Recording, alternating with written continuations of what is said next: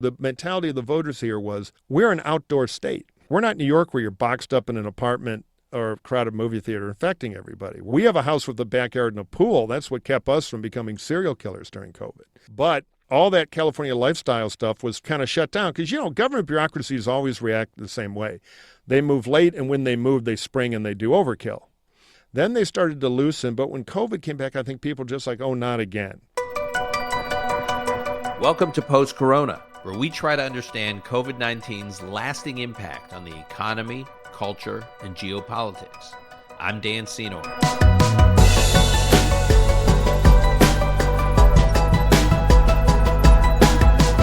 The pandemic has either caused a crack-up in our politics, or at least it's exacerbated a crack-up that was well underway. And just when it looked like things were stabilizing, the politics of COVID have evolved, along with the Delta variant. Ground zero for how the politics of Delta is playing out right now is California. This state is home to some 40 million people, the fifth largest economy in the world, with over 20 million registered voters. It's about to have an election on whether to recall its incumbent governor, Gavin Newsom. How California voters have experienced the pandemic and the policies of the state, from lockdowns and mask mandates, school closings, and not to mention double standards from elected officials, undergird the political environment in California. Is this a signal of what's to come to our national politics? Well, there's nobody better to help us understand what's going on there than the guy who masterminded the last successful recall election in California. Mike Murphy was the chief strategist for Arnold Schwarzenegger's surprise election to governor in 2003, which was a recall election of then-Governor Gray Davis. Mike's campaign resume goes well beyond California. His past clients include the successful gubernatorial campaigns of Mitt Romney in Massachusetts, Jeb Bush in Florida, John Engler and Tommy Thompson in the Midwest, and too many others to list. And that doesn't include all the Senate races he's worked on, including Spence Abraham's first race in 1994, where I first worked with him and got to know him. Mike's also worked on campaigns in Europe and Canada, and he was the chief strategist for John McCain's Maverick presidential primary campaign in 2000. He remained a close advisor to the late Senator McCain for years. Today you can catch Mike on the top-rated podcast, Hacks on Tap, which he co-hosts with David Axelrod and Robert Gibbs. I highly recommend giving it a listen. I'm a subscriber. Mike's also a political analyst on MSNBC and NBC, and he co-authors a weekly newsletter with his latest political analysis. You can subscribe to that too. It's hacksontap.bulletin.com. We have a lot of political trends to discuss with Mike today, but before we do, given the grim news out of Afghanistan this past week, I did want to start by getting Mike's thoughts. After all, he's advised a lot of leaders in crisis, and regardless of what one thinks of President Biden's policy in Afghanistan, personally, I'm highly skeptical it will work. If the president's going to succeed, a lot will depend on how he, as president, performs. Is he large and in charge? Will he reassure the American public? Will he reassure our allies abroad? And what message will he send to those who seek to do us harm? These are questions I had for Mike. So we'll start with President Biden and Afghanistan, and then we'll discuss broader political trends during the Delta phase of COVID, which he's seeing firsthand in California and may be coming our way nationally. This is Post-Corona. And I'm pleased to welcome my old pal, not old, long-time pal. Literally old, long time and old, Jurassic. Mike Murphy, to the podcast. I actually think I met Mike for the first time in 1994 while we were both working. I was just a junior entry-level nobody, but Mike was running the Spence Abraham for Senate campaign in Michigan, which is an iconic campaign in American political history, and we've been friends ever since. We have. I remember you back then. You weren't a nobody. You were the guy we'd pin blame on for any problem, but you were great, and we've been, as you say, friends ever since. Exactly. So, Mike, we brought you on to talk about California and the recall effort and what it tells us about, where politics is heading during the pandemic as a result of the pandemic. But before we do that, I would be remiss if I did not spend a few minutes with you talking about events over the last couple of weeks in Afghanistan. You've talked about them on your podcast on Hacks on Tap. Without getting bogged down into the policy issues, I just want to take a step back because you've advised a number of leaders who have dealt with national security crises or have dealt with managing crises at the state level, and you're obviously a keen observer of how presidents perform generally and specifically in crisis. President Biden right now, we had a very grim day this week with 13 Americans dead, countless scores of Afghans killed, and we obviously are all hoping and praying that there won't be more of this. While I'm personally skeptical of the administration's policy right now and their approach to Afghanistan, I'm certainly rooting for them to succeed in getting Americans out safely and getting our troops out safely and getting Afghans who worked and risked their lives, worked with America, out safely, and getting our allies, the Brits and others, out without any more harm and chaos and violence. But it seems like a part of this depends on the president's ability to convey and communicate to the American public, to our allies around the world, even to adversaries. How would you evaluate how President Biden has been doing over these last few days? It's been really rough politically. We don't want to get bogged down in policy, but they basically accepted the Trump slow motion surrender. And then they thought, okay, actually, Biden, to his credit, has always consistently been for withdrawal from Afghanistan, and we can argue if that's right or wrong, but he ran on it and he won, so I think he had a mandate to do that, and the polling says the public supports him. So the political side, that looks like the easy part. The problem is there's nobody standing up and saying, no, you're wrong. We need 10 divisions in there. So he's trying to focus his political communication on the debate that's already won. And what's relevant is what people are seeing on television, which is what's happening right now on his watch, which is the bungling of the withdrawal. Now, that said, a lot of Republican voices who, have been in the cheap applause business now for a long time are doing their worst, to their shame, on the bombings yesterday, because ISIS suicide bombers are not something the President of the United States can control. So even if, Field Marshal McCarthy had been in charge of withdrawal with his brilliant strategic insights, this still could have happened. So I think there's some cheap shots going on. But fundamentally, Biden has a problem because he owns a very messy thing. And he's in the worst situation for a leader, which is he's not really in control the next 4 days. ISIS-K, or whatever their name is, the Afghani affiliate, they can start lobbing mortar rounds in. There are lots of things. I mean, look up the history of Dien Bien Phu. Nothing's worse than holding one airstrip when you're surrounded. And Biden inherited that situation. I don't think he prepared for it. I think the plus-up of troops should have been earlier, and they could have held Kabul longer. And I think the Taliban does want a deal because they know they've won. They can be gracious in victory, so to speak. So politically, yeah, it's bad. But your question's the right one. 2 years from now, or now actually, a year, when the midterm elections roll around, will this be a big fulcrum issue? And I don't think it'll be as big as the meat and potatoes economic issues will be, but it has two aftermaths. One is it's changed the narrative on Biden from super competent, sharp guy who's also full of empathy and not crazy like Trump. Now he's a guy who bungled Afghanistan in a very Trumpian way, unprepared, unprofessional. And then in the communications, he's been stubborn. Whenever you're in the second thing, by the way, I should answer that before I dig in on the first. The second problem is the future. Afghanistan may make a lot more bad news going forward. The economy is collapsing at the speed of light there, which means there's going to be a lot of domestic strife. It's a civil war that's been going on for 40 years, and the Taliban is not going to end it, at least immediately. There are a lot of factions, and who knows who really runs the Taliban. There are guys sitting in the Four Seasons, making jokes about Ohio State and ordering the meatballs that our negotiators talk to. And to their credit, so far, because it's in their interest, they seem to be kind of helping. But they've got their own internal politics, and God knows where that'll go. So Afghanistan, Biden now owns it, which is terrible because he doesn't control it. And owning something you don't control is always the worst situation to be in politically. He'll be advised to change the subject. which is generally the best advice, but part of changing the subject ought to be to a new policy in the region to take the initiative back. He's got to rebuild his relationship with the Europeans who feel totally screwed, which they're shocked by because they thought that was over with Trump.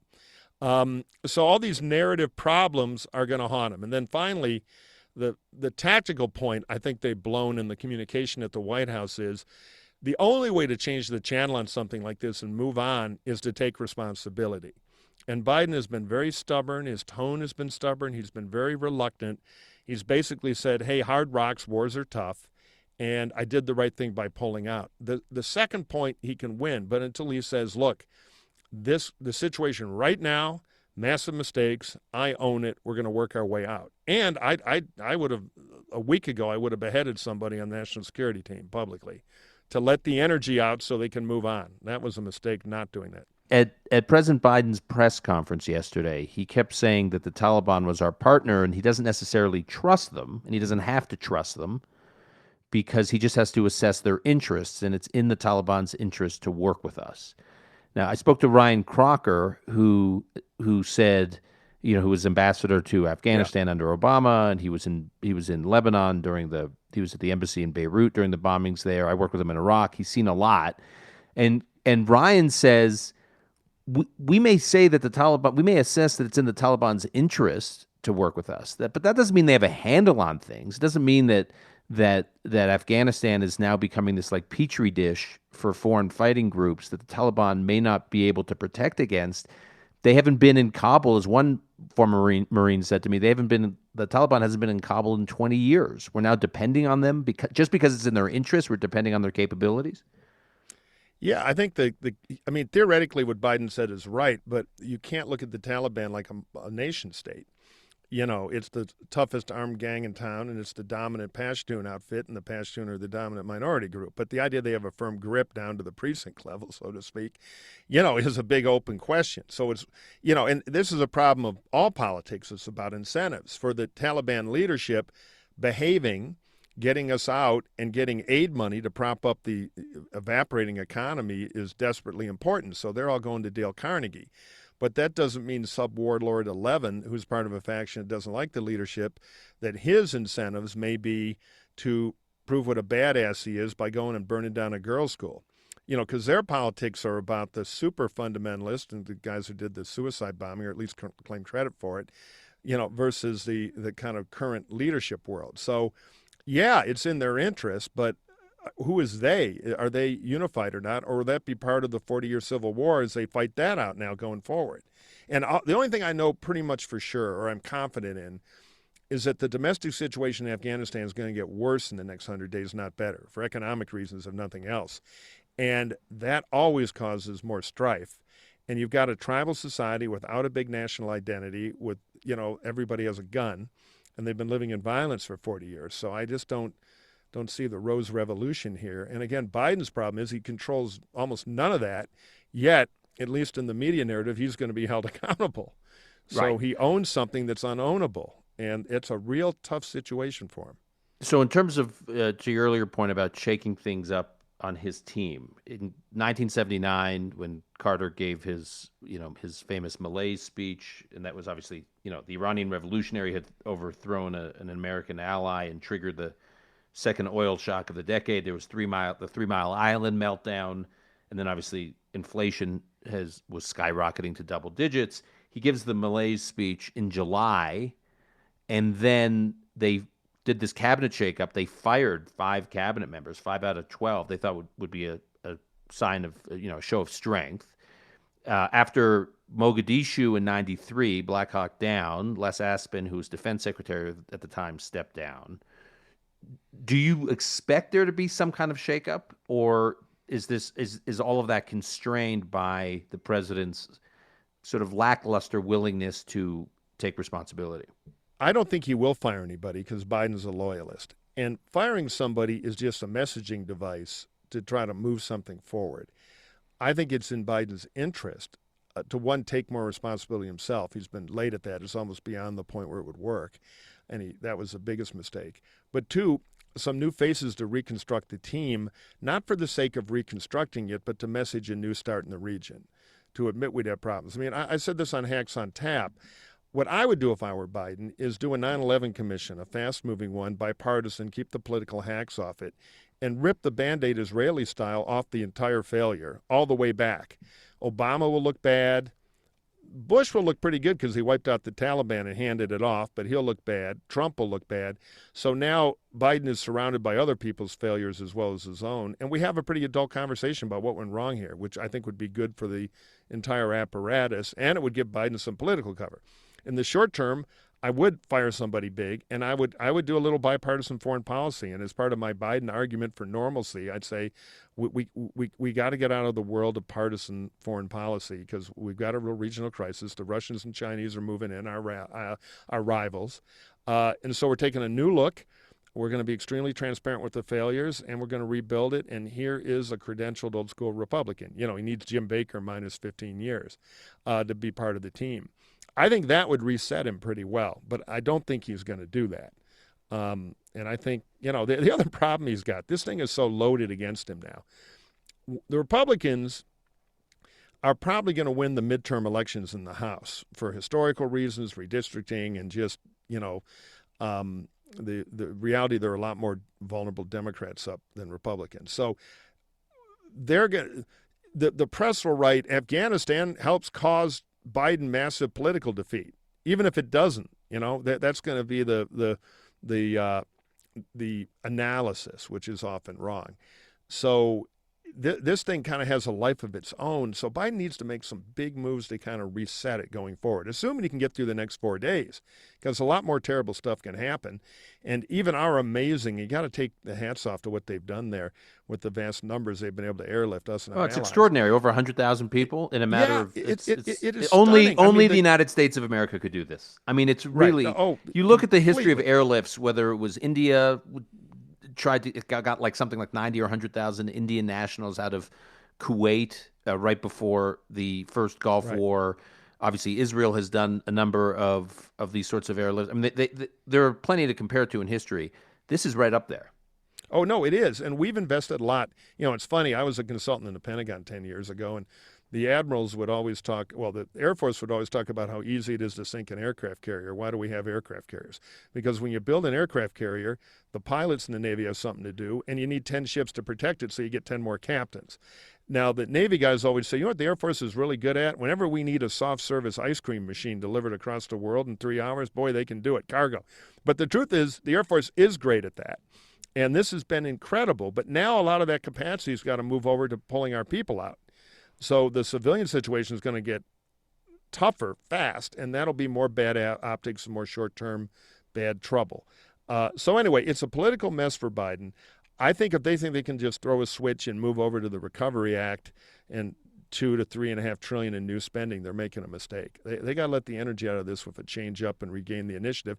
And just forget politics and diplomacy. They got to go get back in business with the Europeans, which they had started to do, and now they're in the hole again there. So heavy lift, not going away, going to be part of their lives for the rest of his term. One last question on that. When you say not the rest of his term, or you say it will be with him for the rest of his term, again, when you speak to the Biden people, they have this view that, you know, some bad news cycles, but we'll soon be back to reconciliation and infrastructure bills and all the rest. That's kind of how they rationalize these tough days. You know, I'm struck by how the press, the national press, which had given Biden this sort of 7-month plus incredible honeymoon, he could do no wrong. And it feels like overnight they have now he can do no right. Right. Yeah. And which does is that the nature continue? of that beast. You know, Obama got it a little easier because there's also an identity politics component to that, which the media is bonkers for. But now they've turned. So it's up to Biden to give them some new chew toys. And I think, you know, Pelosi fighting on details of a massive, in my view, ridiculously large spending bill is not enough. He's got to go recapture foreign policy because he's always been the foreign policy guy. So it's not like, you know, Babe Ruth can strike out for 5 days in a row and no longer be able to find the ball field and say, well, I'm taking up hockey now. No, you know, everybody's going to be talking about what the hell happened to Babe Ruth. So he's got to go hit some foreign policy home runs. He'll be able to do the European thing. And we'll see about engaging with China. But he's going to need a regional strategy there. There's a lot of work to do, and building a little bipartisan team of stability around him as part of the restart would be very good political optics. You know, in 75, after the fall of Saigon, we didn't really learn for several years how bad things were in Vietnam, really until like the boat people came and we started hearing all these horror stories. But what's gonna be the surround sound now for the next who knows how long, maybe the whole term, as you said, is just every Afghan has a smartphone and is like beaming up images of chaos to TikTok and Instagram and wherever else. And so we're going to be flooded even after we're gone, and even after these successful evacuations. I'm not sure we'll be able to tune out the horror of what may be unleashed on the ground in Afghanistan. Yeah, I think so. Now, the Taliban, if they can get a grip of things, are going to take over the cell phone servers and get deep into that business and try to cap it off. Not easy to do, but they're not known for their soft methods. So we're going to watch that. But my guess is they will eventually, if the domestic stuff gets worse, they don't get bailed out with aid, their domestic politics embroil them, they will go brutal, and part of brutal is to try to emulate a North Korea model where modern Western secular cell phones are part of the problem. And, those networks are not that hard to take down if you've got a lot of guys with guns and you're the government. Okay. Let's move to from chaos to, I don't even know what to describe what's happening in your state of California. Maybe circus. The future. Yes. That's the problem. Everything good or bad happens first here. Exactly. Can you just explain how COVID policy in California is impacting the politics? First of all, what is COVID policy in California generally? And then what is it doing to the politics? Well, originally, again, it's very locally driven. And, it was masks and shutdowns. That's where the anger was. The shutdowns, small really? Retail businesses. Yeah, Right. restaurants. I have friends in LA who weren't allowed to go to parks, weren't allowed to take their kids to the park or to the beach. Yeah, no, it was very LA County again. And there's fights within LA County between some municipalities and others, but it was the shutdown stuff. Part of the thing too, the mentality of the voters here was, we're an outdoor state. We're not New York where you're boxed up in an apartment or a crowded movie theater infecting everybody. We're out on the beaches, or we're outside all year round. I mean, we have a house with a backyard and a pool. That's what kept us from becoming serial killers during COVID. But all that California lifestyle stuff was kind of shut down because, government bureaucracies always react the same way. They move late, and when they move, they spring and they do overkill. And so the first thing was lock the virus down by masking everybody up. Then they started to loosen. But when COVID came back, I think people just like, oh, not again. And Gavin had this particularly symbolic screw up because he got pretty good reviews at the beginning for moving fast. They moved fast in Northern California, and they kind of got ahead of it there. But then he got caught in the ultra-expensive elite restaurant, past the Chablis. Ha ha. Well, the French Laundry in the Bay Area. French Laundry, exactly. Right. One of your hangouts, Dan. You're well known there. So not only was he past the $900 bottle of wine, well, everybody else couldn't. And not only they couldn't, in the LA County and other urban communities here, there are a million small restaurants and small stores, which were all shut down. So everybody had a brother-in-law who was going broke with a business they sweated for 20 years to build. And so meanwhile, he's clinking champagne with billionaire tech buddies up there. Then it turns out his kids were at the private school while the other schools were shut down. There's some economic studies that really hang a lantern on this. The economic shutdown in COVID, and part of the reason now while all employers are saying I can't get anybody to come work, is linked to the school shutdown. Because when schools are down, people are home, they'd rather take the Biden check than go work because who's going to watch the kids? And so, Gavin didn't have those problems, but I did, and they're ruining my life and my economic life because I'm not working, or my small business because I can't hire anybody. That real rage.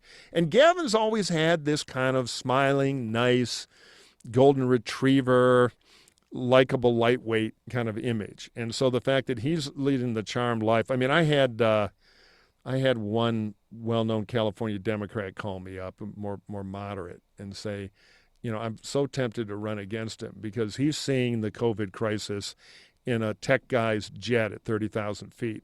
and I'm seeing it in the bodegas right here in my county. And there was a hell of a campaign there with a good street politician. And all these guys decided not to run because they didn't want to get vilified by the party. But they're all wishing they were on the backup ballot now to give, because the slogan would have been, we got to change governors, but we got to change to a Democrat, a better Democrat, And there are two of them that I know who are both like, what? I should have taken the risk. So as I mentioned in the intro, Mike, you ran I think it was the last successful recall election campaign in California, right? Schwarzenegger's campaign. Yeah, there aren't a lot of them. In 2003, Gray Davis was the governor. He had a lot of problems. Dennis Miller, the comedian, used to joke we're paying minibar prices for electricity. There were blackouts. There was a very unpopular tax on cars, so he got in trouble. There was a recall petition, and he wound up being recalled, which wasn't all apparent at the beginning of it. But the end was the election of my old client, Arnold Schwarzenegger. So before we get into what's happening now, just tell us how you wound up in it, because the whole thing happened so quickly. Yeah, it was like a 50-day sprint. I got a knock at my door at night in D.C., and it was somebody. I'll keep the names out of from now. From former Mayor Dick Reardon, who had been the Republican mayor of L.A.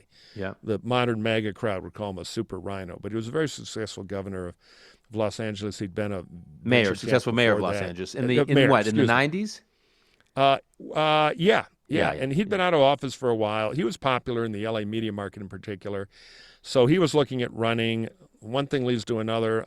2 days later or a day later, I'm walking on the beach in Malibu talking to him. I'm looking like Nixon in my East Coast stuff right off the plane.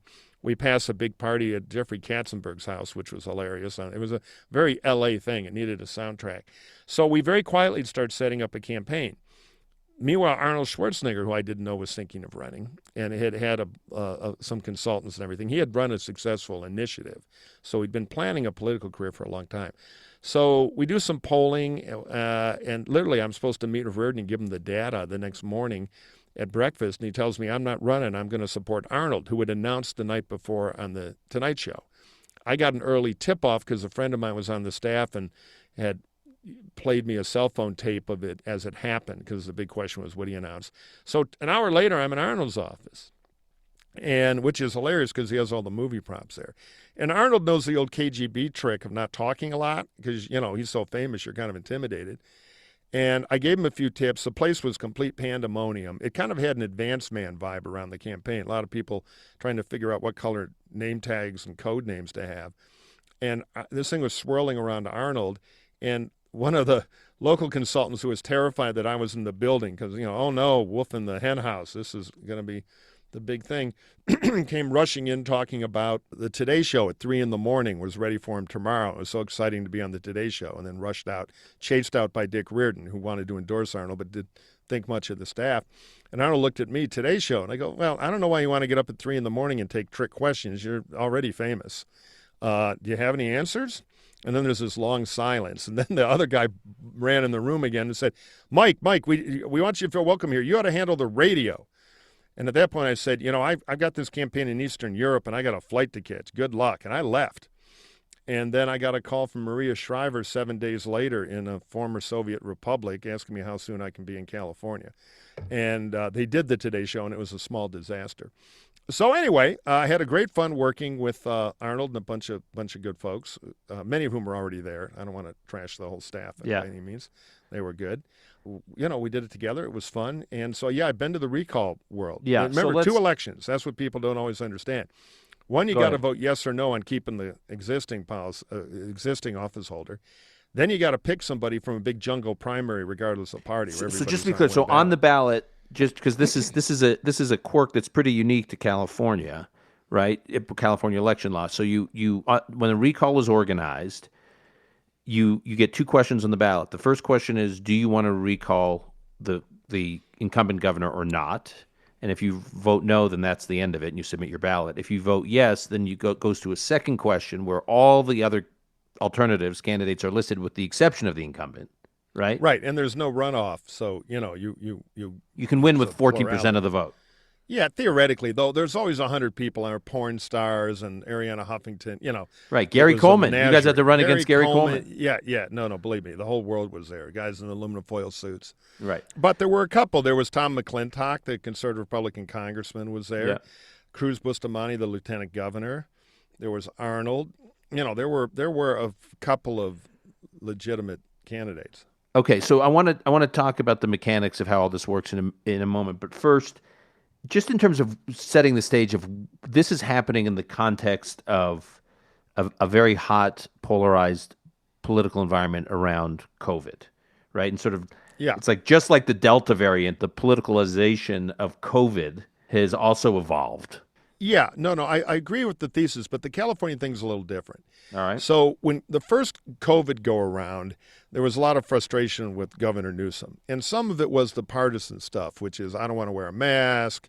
He's shutting down my restaurant. This is ridiculous. We'll get herd immunity if everybody gets sick, all the kind of stuff that was around back then. So people went out mostly on the Republican side and started gathering petitions to do a recall. And they actually got the petitions. Not easy to do. It's 1 million. They're a big state. Then people started getting vaccinated because there's a long lead time to this. You get the petitions, then you have to get them validated, and on and on. So it takes a while. Then the COVID thing started to turn, and the federal government opened up the spigots for money, and people started calming down, and Gavin's numbers started coming back. And the recall at the beginning was seen as very partisan, which you never want in California, because if you ever divide up California on a partisan basis, the blue side has a massive advantage. So anyway, now the recall's on the ballot, but the enthusiasm for it has dropped. The polls get better. None of the big Democrats want to run as a backup. Then Delta comes around as we get close to the September, recall election, and Gavin's numbers start to tank again. Now, it's not just COVID, though. That's what people are missing. There's a lot going on now in California to piss people off. COVID is the biggest. But in California, you have a housing crisis where nobody can find affordable housing, particularly working class people. You have a massive homeless crisis, particularly in Southern California, but really everywhere, where rich guys in Beverly Hills who are on their way to the Pelosi fundraiser are watching people take craps on their lawn on their $12 million houses. The sheriff of LA County is a Democrat, has a great line that nothing converts a liberal like somebody taking a shit on their front lawn. And, so and that's really going on. I spent a lot of time telling my 7-year-old when driving around LA about people living in tents everywhere. What does it mean? It is big. So there's frustration over that. There's frustration over wildfires. There's just a lot of stuff. There's a big scandal with unemployment benefits, billions of dollars connected to the COVID relief. So, fraudulently obtained. And is there just also the normal kind of cultural wedge issues around immigration? There's some of that, but the immigration thing is not as big here. It's nowhere like in Arizona or Texas. We're a majority-minority state now in overall population.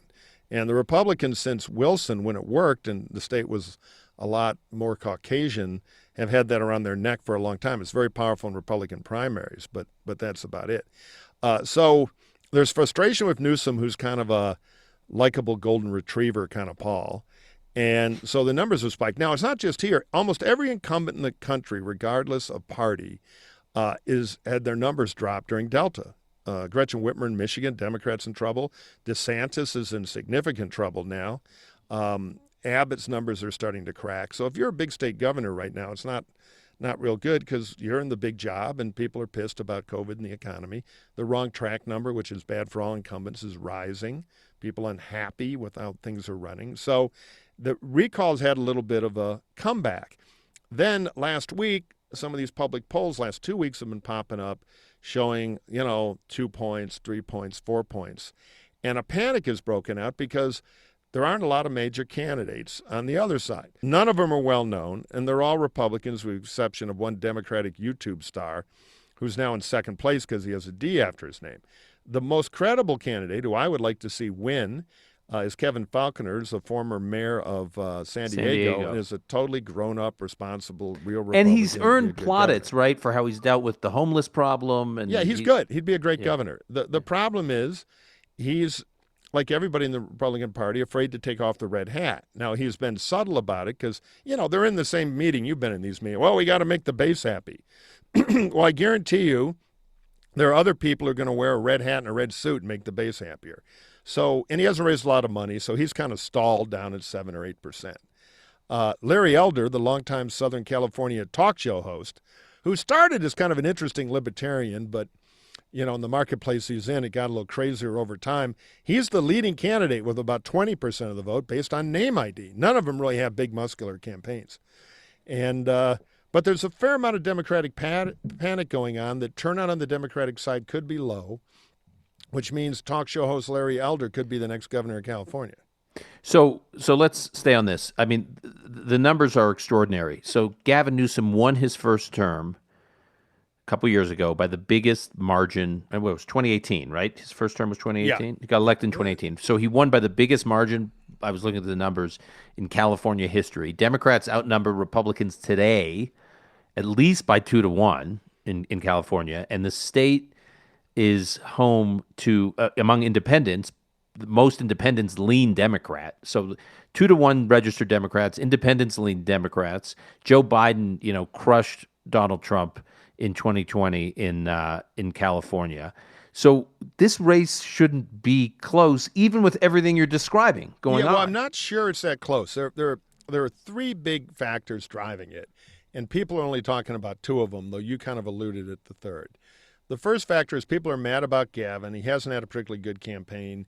He is in a low attention state, the one guy everybody knows. So if you want to get mad and punish somebody about politics, I don't care if it's a wildfire, a homeless situation in your hometown, Afghanistan, Democratic tax plans, whatever, there he is. So he's the state punching bag.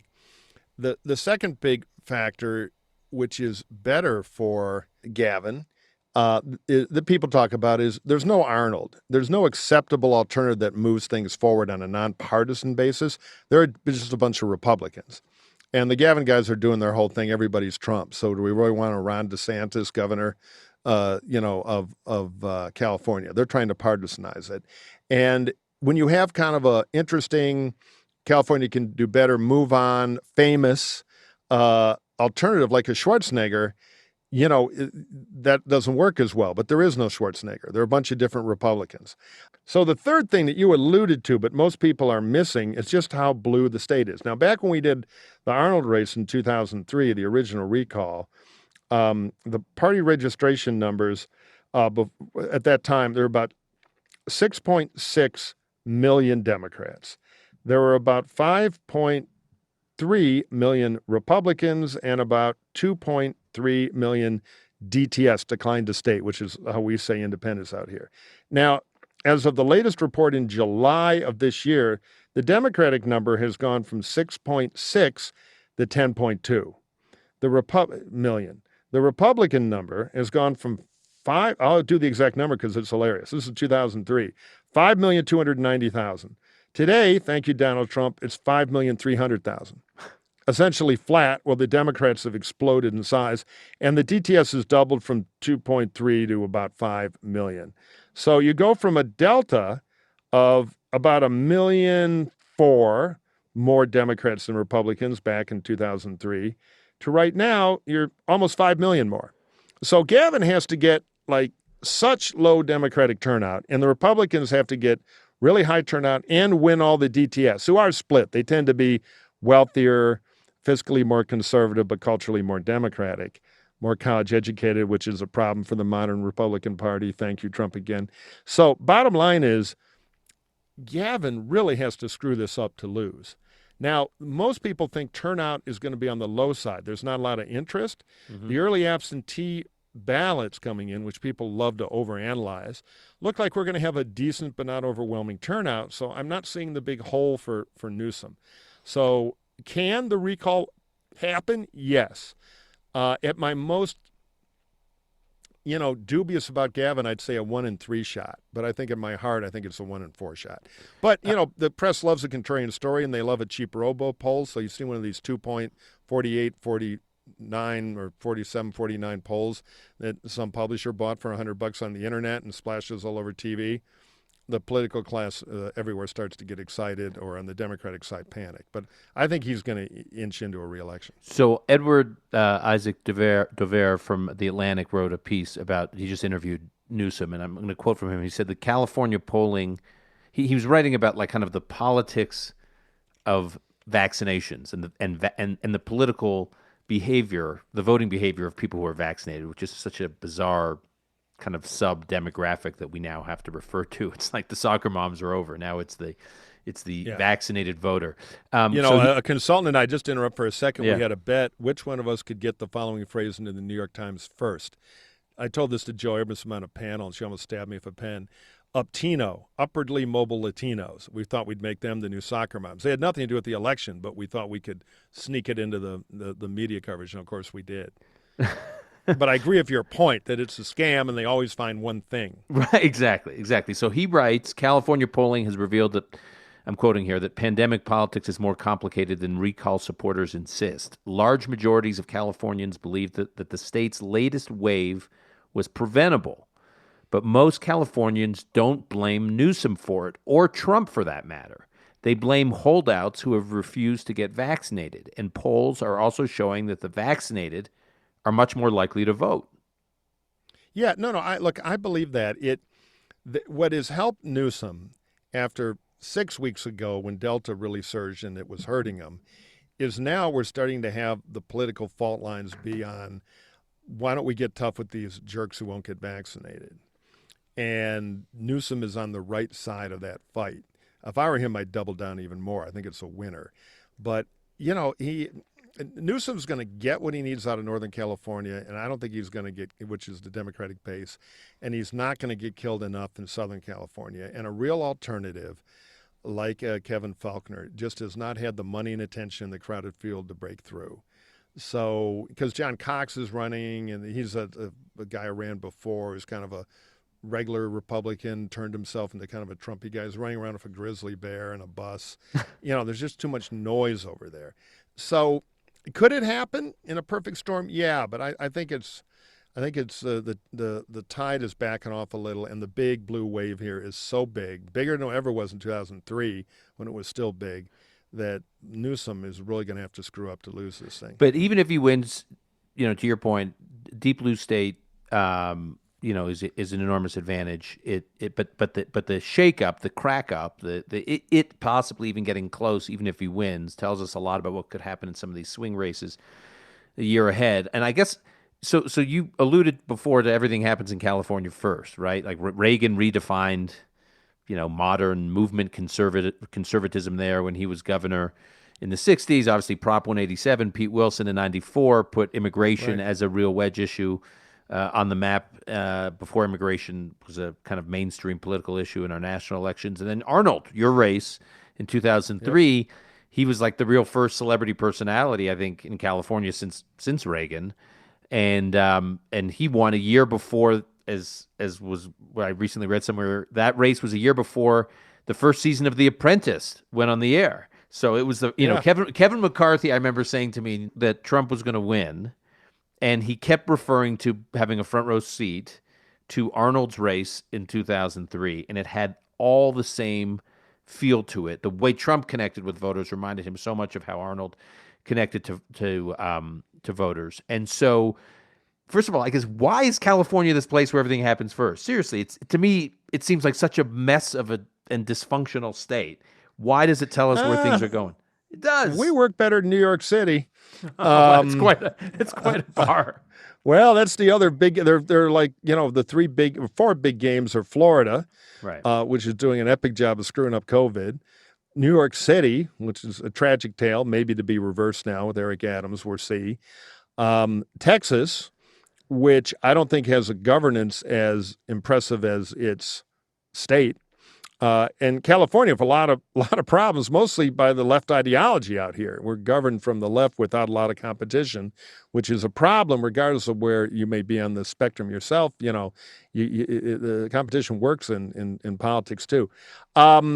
California is pop culture driven. It is a low awareness state politically. Many people are migrants here, so they're not as entrenched.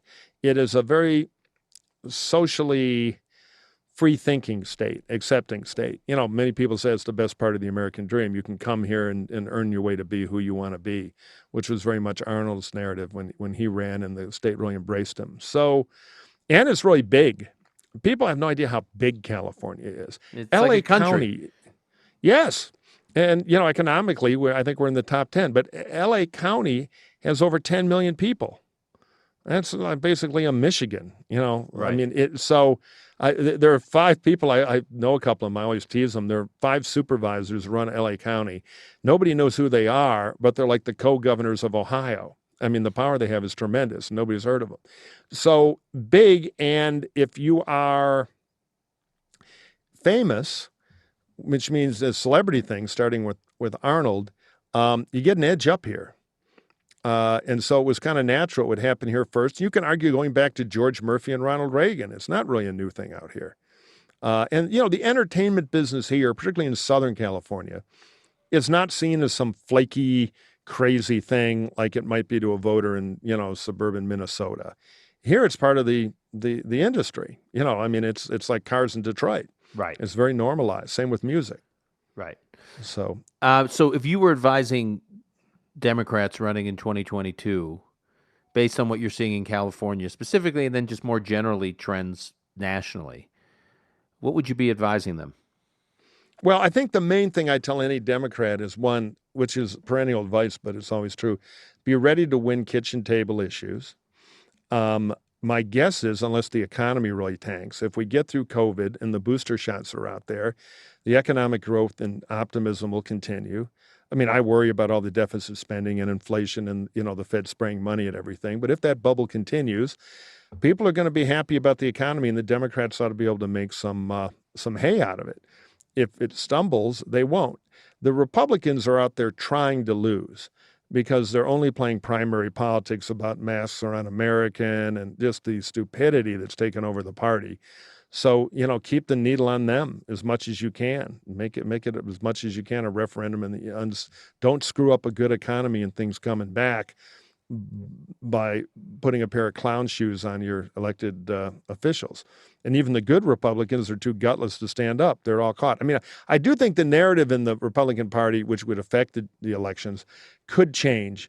Because, as you know, in politics, one big anecdotal win and then the mindset changes. We all remember Harris Wofford in the special election for Pennsylvania. One out of nowhere talking about health care. Now everything's about health care. Right. Well, I'm watching the primaries. Clinton ran on it in 92 with the same guys running his campaign that ran Wofford's campaign. Right. And nothing in politics like a win.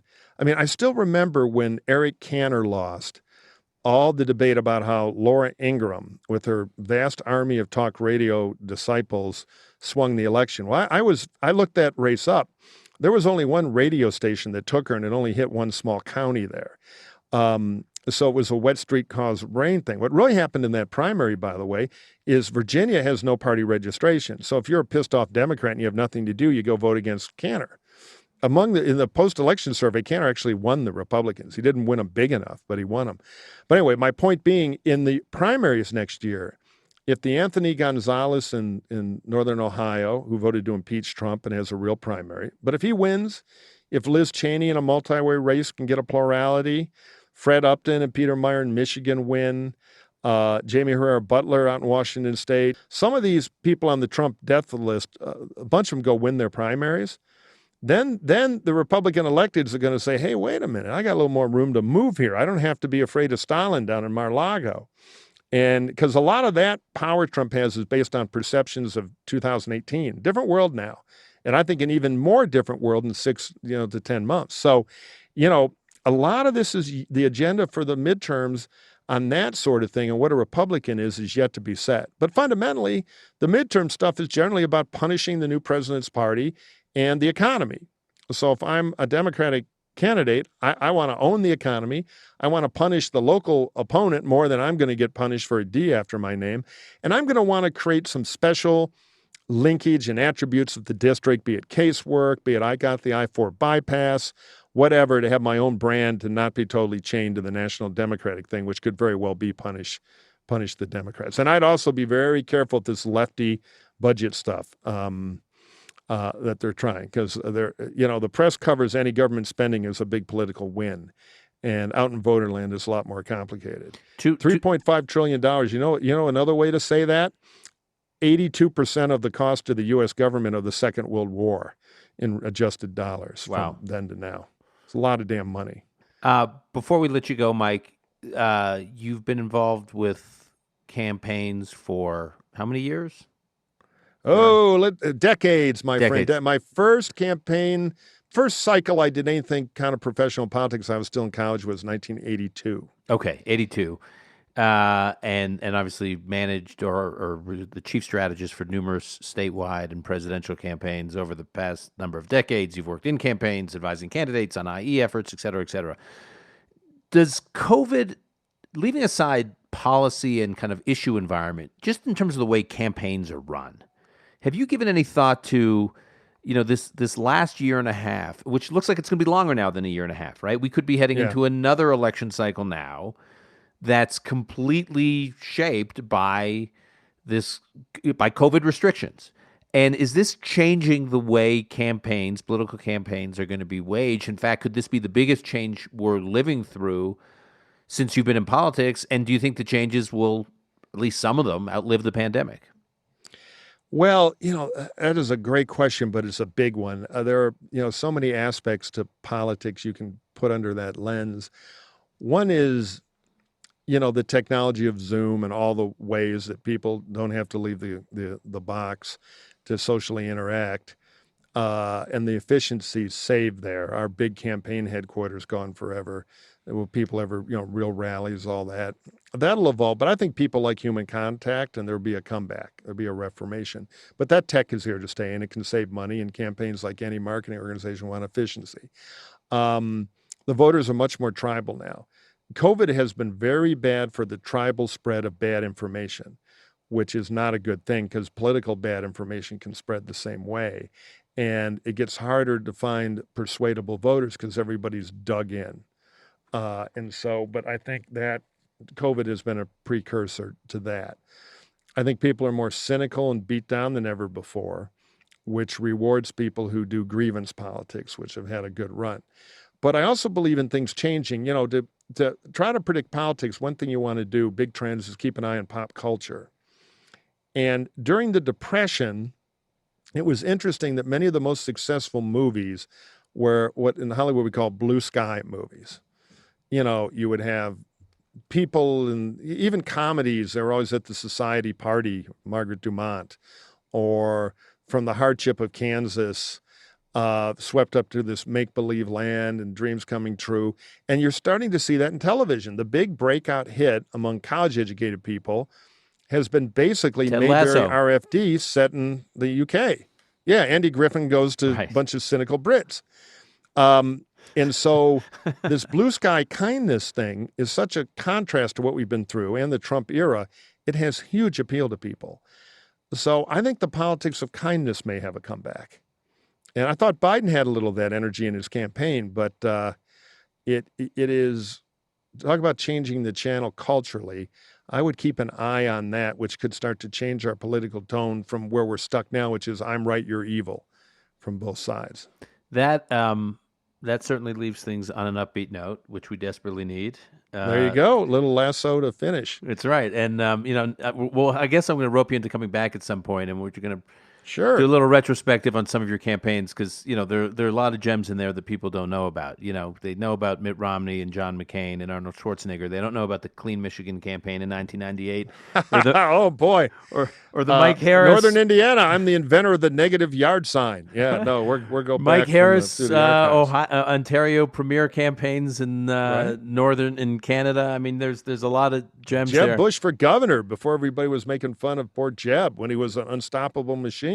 Right. 2 statewide wins and a couple of screw-ups too. I'll fess up to. So we'll do a retrospective, but until then, thanks for taking the time and sharing your insights. Always illuminating and always entertaining.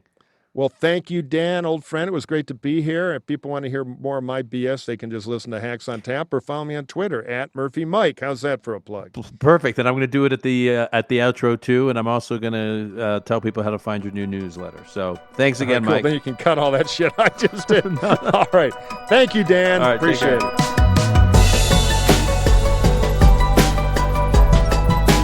That's our show for today. To keep up with Mike, follow him on Twitter, @MurphyMike. And subscribe to the Hacks on Tap podcast. Again, I highly recommend it. And subscribe to his newsletter, which you can find at hacksontap, one word, .bulletin.com. Post Corona is produced by Ilan Benatar. Until next time, I'm your host, Dan Senor.